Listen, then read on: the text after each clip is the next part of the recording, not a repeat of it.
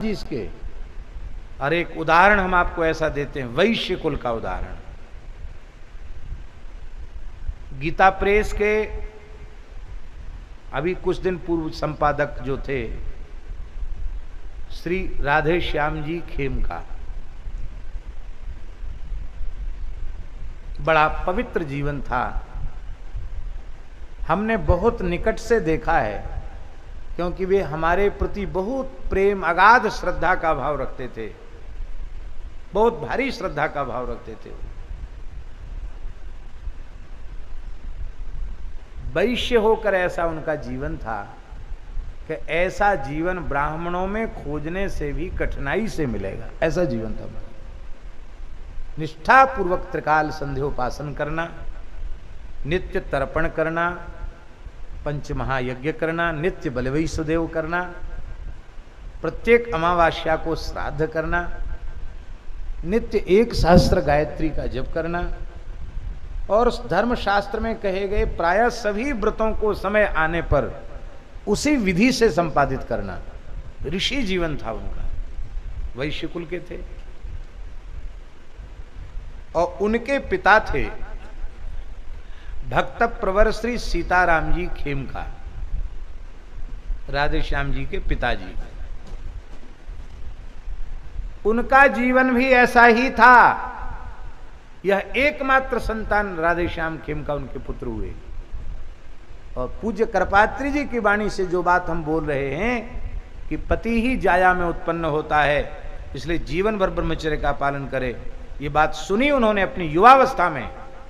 और अपनी पत्नी से उन्होंने कहा कि हम अब ऐसा चाहते हैं, धन्य है उस महान पतिव्रता को। उसने कहा ठीक है, पूरे जीवन पर्यंत प्रयाग में कल्पवास करना। और गोरक्षा के 66 के आंदोलन में श्री सीताराम खेमका जी की महत्वपूर्ण भूमिका थी। गृहस्थ होते हुए, वैश्य होते हुए, श्रीमंत होते हुए, युवावस्था में उन्होंने ब्रह्मचर्य की प्रतिज्ञा की और जीवन पर्यंत उसका पालन किया। और उसका दिव्य परिणाम हुआ कि एक ही पुत्र हुए, लेकिन वह एक पुत्र इतना धर्मनिष्ठ हुआ कि सैकड़ों पुत्रों से बढ़कर के। और अंतिम में काशीवास उनको प्राप्त हुआ। गंगा जल ही पीते थे, दूसरा जल नहीं लेते थे, वैश्य होकर। हम लोग तो इतना विचार नहीं रखते, पर वो ब्राह्मण के अतिरिक्त माने कहीं अन्यत्र भोजन करते तो गंगा जल से रसोई बनती, और ब्राह्मण देवता ही रसोई सिद्ध करते, दूसरे का छुआ नहीं खाते थे।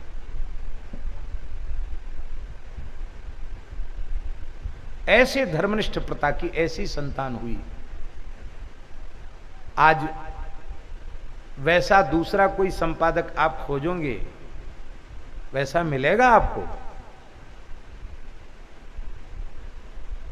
ये बात हम इसलिए कह रहे हैं कि इस युग में जिनको हमने देखा है, हमने उन्हें देखा, उन्होंने हमको देखा, बहुत निकटता से जिनसे जुड़े हुए रहे, अंतरंगता से जुड़े हुए रहे, ऐसा समझिए। तो क्यों संभव नहीं है?